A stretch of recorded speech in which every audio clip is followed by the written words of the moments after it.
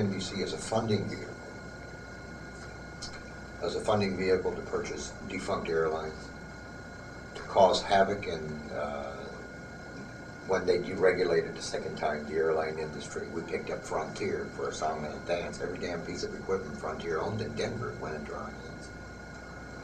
Okay? It shows in here how Southern Air Transport was created. Hasenfuss and Company. Okay. It shows that in here also, that when Hasenfuss was found by the Sandinistas. In 1986. Yeah, guess what he had in his pocket? He had all the documents from national brokerage companies incorporated. And it showed that the airplane, the C-123, was one of ours. So there's little things like that that cause us to have problems. But it also, on the other side, gives a tremendous amount of validity to everything we say. Yeah. One of the things that you described to me is just how you come up with some of the funding, and I find this pretty fascinating. You talked about the Germania-Crondelet situation before, that you'd work with both of those. I'd like to explore that, if that's all right. Sure, no problem. Okay. How you got into the bank, and under the alias that you used, was it Emory J. Peden? Well, that was one of them. One of them, okay. So you used several different aliases as being part of the national brokerage? Chairman of the board. Chairman of the board. Peden. Okay. Robert Andrew Walker was one of the directors. Okay. Gunther Russbacher was one of the directors. All three of them being you. Peggy Jane Russbacher was one of the directors and president. Okay. Peggy Jane Neal was one of the directors. And P.J. Eden was also one of the directors. I see. So all derivations of two people. Okay. Now, explain. And I had signatory powers for her. In other words, I okay. So you had it basically all rested with you. Absolutely. Okay. For the 7 members of the board, we comprised the entire 17th-member team. Okay. And when you would, to create funding, one of the methods that you use is basically going into the banks, S&Ls, whatever, and just scooping them clean. Would that be a good analogy? That's a misnomer. Okay. Let me back up, because you've got to understand Sure, go ahead. what leads up to it. Okay.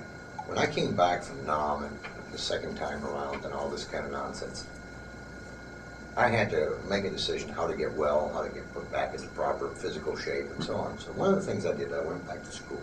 I studied law, I studied financial planning, I studied things like that. So I wasn't going to fly, I wasn't in any physical condition to do any flight service, so I decided that school would be my next attempt, how to raise havoc in the world. I passed. I became a financial planner, a consultant for Prudential Insurance Company. In a matter of a short period of time, our district was #1 in the entire country.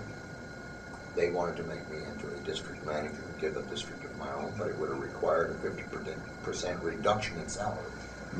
I said, no thank you, and I left the crew and went to work for Connecticut Mutual, where I took over as a GA, general agent, and formed my own brokerage company. This is where Clayton Financial Planning came to be, with Herb Smith. And then we decided we were going to get bold and start another one, National Brokerage Companies. I used money from the Hill Financial operation to fund National Brokerage Companies. The Hill Red Hill Savings and Loan, Red Hill, Okay. Pennsylvania. Oh, okay. Yeah, you mentioned that. Okay. Yeah. That is a Robert Andrew Walker and Donald Lutz operation. Oh, okay. Donald Lutz is still overseas. He's functioning. He works for International Distributing Corporation, which is a disbursement company for the agency on how to move money around the world. He's in Dublin, Ireland. Okay. So that. And he's also, I think he got 6 or 7 indictments against him here in the country. But in approaching, say, like Germania and Crondelet, the reason I mention that, and, these are just copies of articles which I've pilfered from the microfiche. So you found what we did, huh? Is that what you're telling me? I can't say I found what you did, but I found some tracks. Okay, first you have this particular article, okay, and this is from January 15th, 1986. Executive at Germania is moving on, okay? First of all, you have to eliminate the leadership, all right? Oh, killed him? Okay. Yeah. Did you ever meet him? Or? For certain. Okay. You know who I put in place of him? Ken? Who? I'm trying to remember his name, from Commerce Bank out of St. Charles. Put him in place. Okay. This place, and John Biddlecombe was to become the next guy. But in the meantime, we ran into problems with our operation with Germany. We were siphoning it out quicker than we could deal with. Okay. Then this. Badner Bank, by the way, is going to be the next one to fall. What is it? Badner Bank. Badner? Yeah, that's Badner. one about it. Okay. Badner. What about Magna Bank?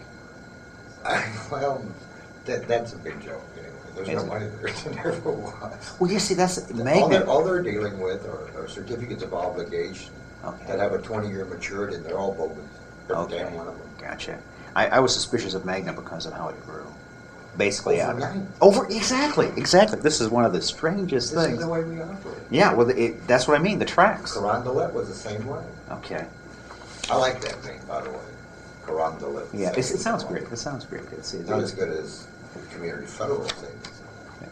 Who's the next one to go on the chopping block, by the way? Community Federal. Sure. Okay. You know who they're owned and operated by? Nobody knows it. Twin City Savings and Loan out of Minneapolis, Minnesota. Oh, well, the next thing that I see, and this is kind of, Twin Cities, yeah. The next thing that I find is in May of '86, Germania acquires Missouri S&L. Okay? And this is similar to what I see with like a Magna Bank, the quick expansion. And actually, Germania at the time was smaller than Missouri S&L. Oh, absolutely. Germania only had 9 branches. Yeah.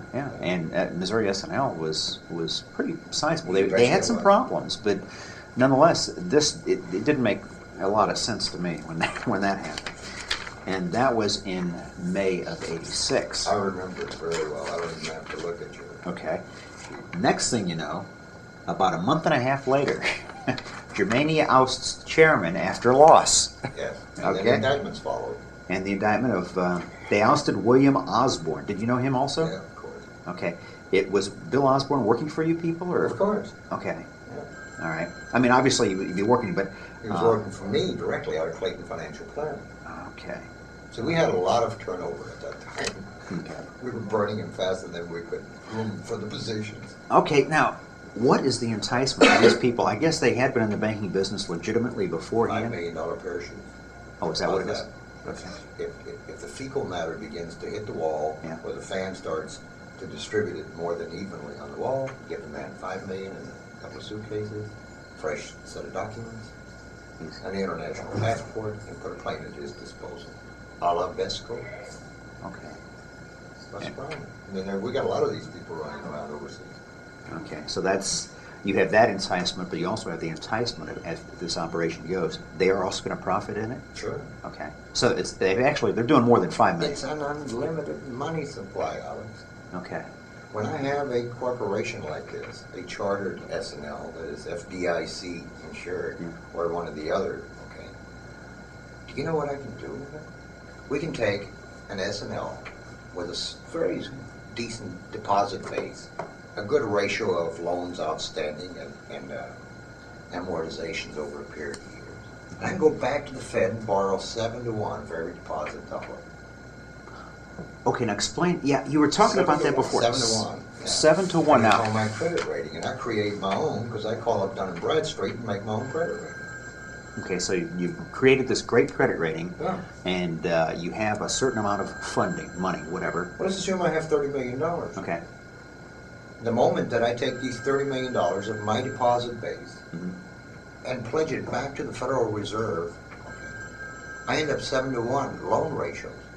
It's like the land bank.